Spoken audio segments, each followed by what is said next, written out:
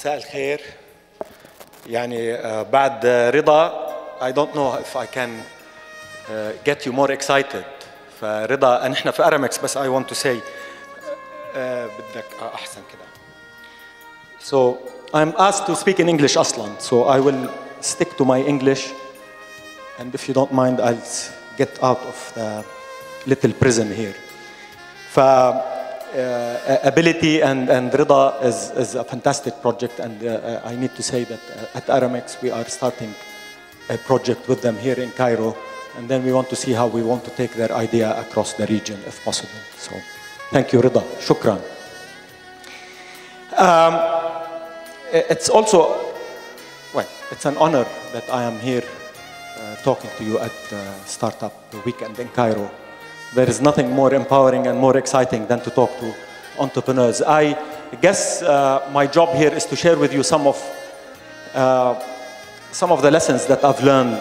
This is my 30th year of being an entrepreneur, so I am an entrepreneur. I am a manager at the same time. I am an angel investor. I am a serial social entrepreneur at the same time. So I have, in 30 years, have a lot of white hair now, but I also have maybe a little bit of experience and some of the lessons that I've learned and I continue to learn. So you're all starting up. The key for you to remember always is that entrepreneurs are not necessarily businessmen, okay? So even though the word businessman is dirty in Cairo today, but entrepreneurs are not businessmen necessarily. Entrepreneurs are builders.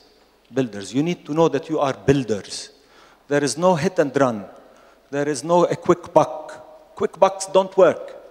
You pay a dear price if you think you're going to be in it for a quick buck. You are builders. You're in it for the long run. You need to start from day one thinking that you're in it for the long run. Don't think about the exits from day one. It's important. I know venture capital will tell you when they see you, or angel investors, what's the exit, what are the returns. Tamam, ignore it. Okay, trust me, ignore it.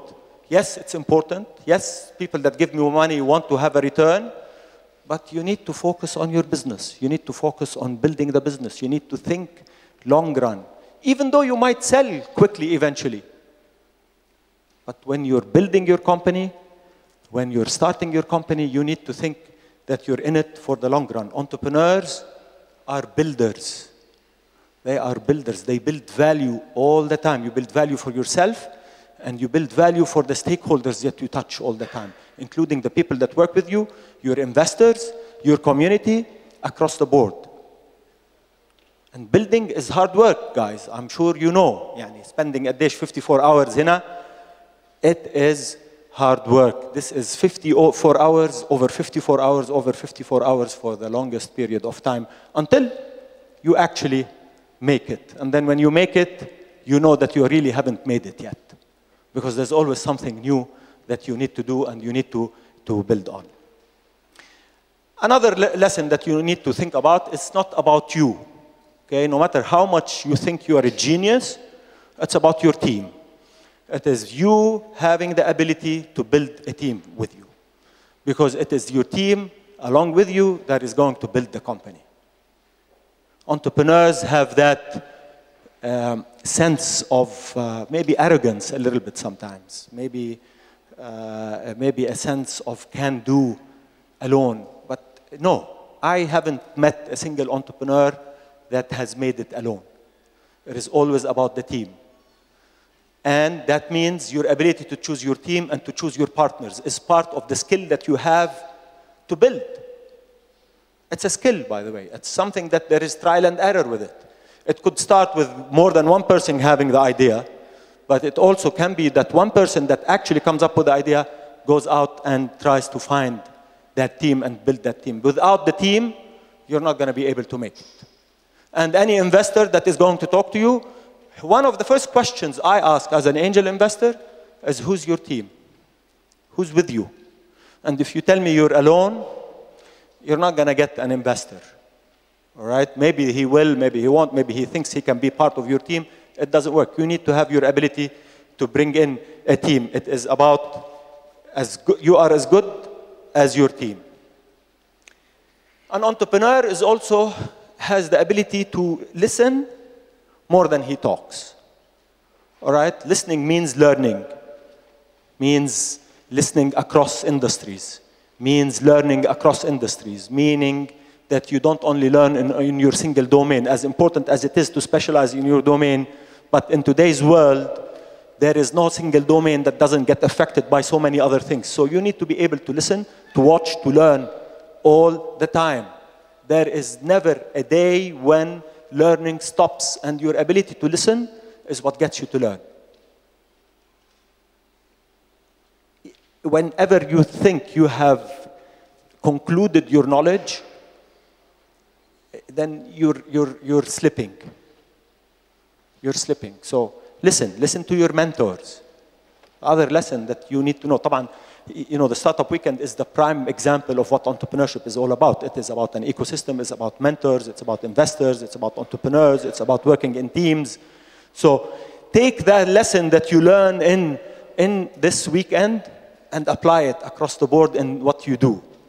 So the other lesson that I think is also very important is the issue of the network and the ecosystem. Network, ecosystem, alliances. Again, you need your team, but along with your team, you need to be in an ecosystem that feeds knowledge and capabilities across that ecosystem. You need to learn from your peers. You need to learn from other entrepreneurs who have made it. You need to learn from other businesses. That ecosystem is essential. It is going to enable you to think twice and 3 times about what you're doing, testing your ideas all the time. And in terms of alliances, there are others that have made it. You don't need to make everything. So you can't invent everything. So putting yourself in an alliance network of others that can do similar things like you, different things that can support what you're doing is also essential. Don't be too scared about your idea. Don't be too secretive about your idea, even though it's important to protect it. But you also need to balance between that and sharing knowledge, because if you share knowledge, others will share knowledge with you, and you are going to create a better company by doing that. Now, the issue of failure is so essential. So the question is not whether culturally we accept failure or not. The fact that you're an entrepreneur, I think, by nature, by the fact that you are taking risk, because entrepreneurs are risk takers by definition. So you already know that you are going to fail. So the question is not the issue of actually failing. The issue is how fast you're going to fail. I'm sure you've heard it before. The trial and error process needs to be built into your DNA as an entrepreneur. And that means you are in a laboratory, and in a laboratory, you are going to have so many different experiments fail until one makes it. It's how fast you actually go ahead and do your failures and do your mistakes so that you can learn very fast and you can move on very fast. The longer you are stuck into an idea that is a failing idea, the less likely that you are going to be making it. So fail is inevitable, but the issue for you is how fast am I going to fail and how fast am I going to rebound from that failure. Don't be greedy. Okay? You're going to make your money. You're going to build your company. You're going to feel successful. You're going to celebrate your success. Don't be too greedy about it too fast. Okay? Meaning, sharing ownership with your team is important. You need to know how you're going to do that. Don't over-negotiate with your investors if they're adding value for you. Because the other lesson is you need to know how to choose your investors also. If you come across an investor that talks to you immediately about the returns in terms of his immediate returns on his investment, if I were you, I wouldn't let him invest in me. Unless you're really stuck. Because I want an investor that comes in, that is going to hold my hand, that is going to be also a mentor, that is also going to be thinking long run, that is also going to be thinking like me as an entrepreneur. In the Arab world, we don't have angel investors because we got used to quick buck that mentality is gone post-Tahrir, I hope. It's gone, meaning we're in it for the long run, we're in it to build. So investors have to think this way also. And you have to make sure that the guy that is across the seat from you when you are presenting yourself is not as greedy as that scares you. So that he is pushing you all the time to do things that you might not want to do because of his need for immediate and quick financial returns. Copying and pasting is okay. I hear a lot of people complaining, the Arab world has a lot of copy and paste. We take ideas from Silicon Valley and tamam. So copy, paste, and innovate. There's nothing wrong with that. You want to Arabize, you want to localize, you want to customize for the region, it's okay. Who says you can't do that? Who says there's no innovation in copying and pasting? And then you need to innovate so that you are able to continue to be competitive. Innovation is a must at all times anyway.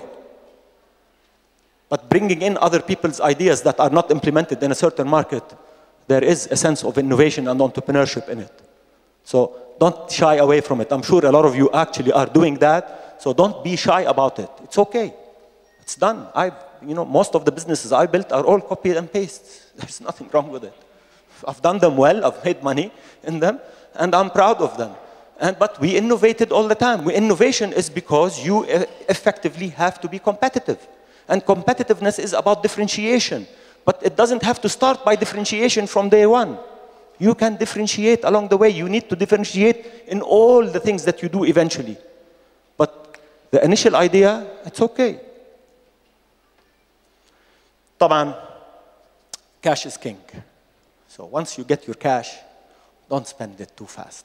Okay, don't get too excited. Preserve it. Don't get high salaries. Yes, don't. High salaries are scary to investors, and they should be scary to you. Use your money to build your business. Use your money to build your business, not to pay too many salaries too high. Okay, because you need to preserve your cash. And the longer you have your cash, the more you are able to build your business, and the more you are able to survive with and focus on your business rather than focus on raising money all the time. Because there's nothing worse for an entrepreneur than to take his mind off of his business and continuously be in rounds, different rounds of investments. And then don't be shy. Okay, pester people.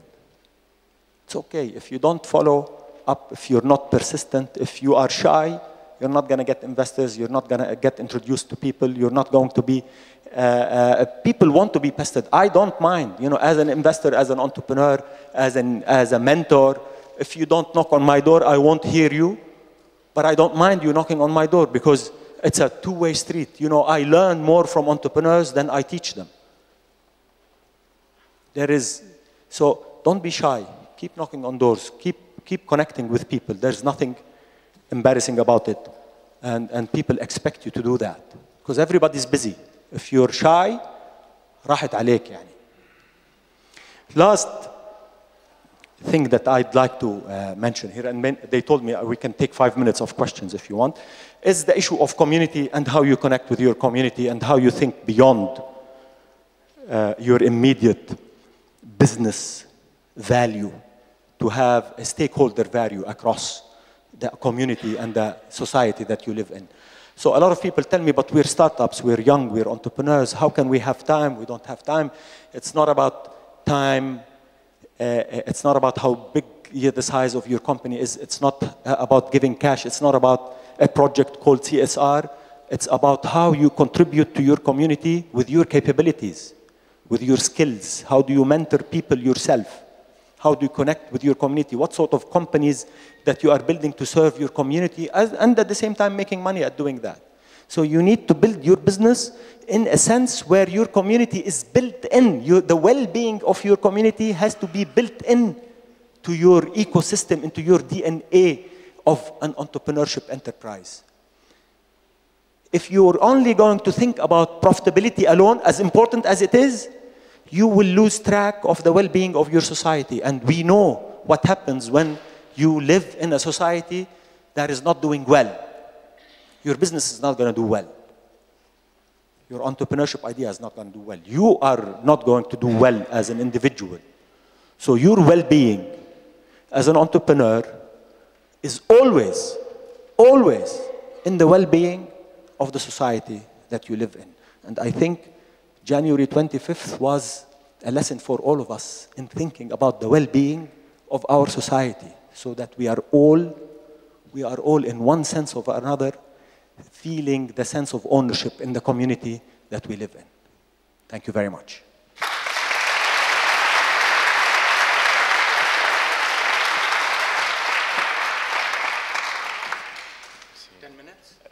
You can take 5 minutes of questions.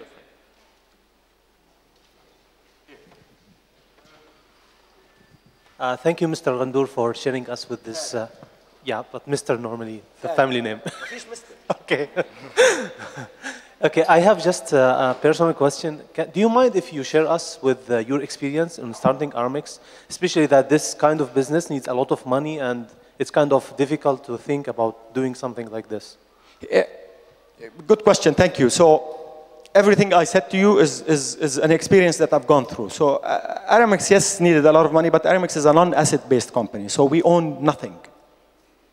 We own some things, yeah, but in reality, if you want to compare this to the industry that we're in, we built a model that says you don't necessarily need to own your assets to deliver a service.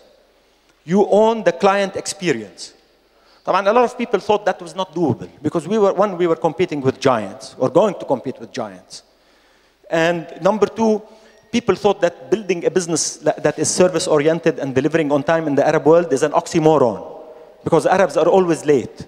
So how can you deliver a package when you're an Arab on time? I mean, that was a big challenge for me. So, but we did it. So non-asset-based, meaning we needed as little money as possible, meaning we used to the max other people's assets. We built an alliance network, meaning we went global by being part of a global network. So if I wanted to deliver my package in China, I don't have to have an office in China, but I have to have somebody who looks like me, acts like me, is willing to take my package to deliver it for me, because you as a client don't necessarily, we took a challenge that said the client doesn't necessarily care how his package gets to that place, whether I owned an aircraft or not. He cares that that package gets delivered, as long as you create that seamless network. So, one. Number two, we learned from the best. Aramex's original idea was to deliver packages for Federal Express. Everything I know in my business is 7 years of delivering packages for Federal Express and other express companies across the world in the Arab world. So we knew we didn't have all the knowledge, all the capabilities. So when we put ourselves as part of that alliance network with FedEx and Airborne Express and others, we were not only making money at delivering packages for them, but much more importantly, we were learning everything that we learned. We purposefully, by the way, we strategically thought inside the company that what's more important for us than delivering that package is that I know everything that they do and I am able to copy it in my market and then innovate. So the copy, paste, and innovate is, my company is copy and paste. There was originally delivering a package. We all can deliver packages, ya akhi. There's nothing, that doesn't take a genius to deliver a package from Cairo to Alexandria. Yani. It's easy. It's a mailman. Except you need to do it and effectively have somebody that's willing to buy the service and buy it again and buy it again, because you become predictable eventually that this company actually, if I give them a package, they deliver it. So, and then the rest is history. We eventually went through rounds of raising money, mostly originally family and friends money, and then we went public on NASDAQ, and you know the rest. So.